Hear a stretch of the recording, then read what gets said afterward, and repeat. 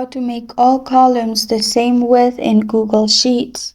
Hi everyone, it's Sophia to assist you today. Without any delay, let's jump right in. First, select the columns you want to make same width of.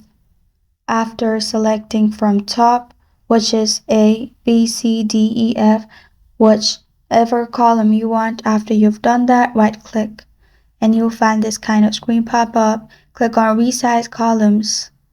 In Resize Column, you'll find this kind of screen pop up.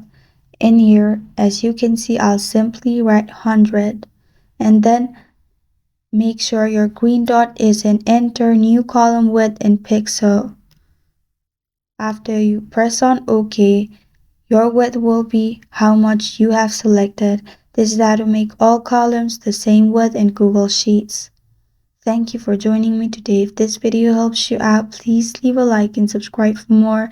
Got a question or want to suggest a topic? Comment below. I am Sophia signing off. Until next time.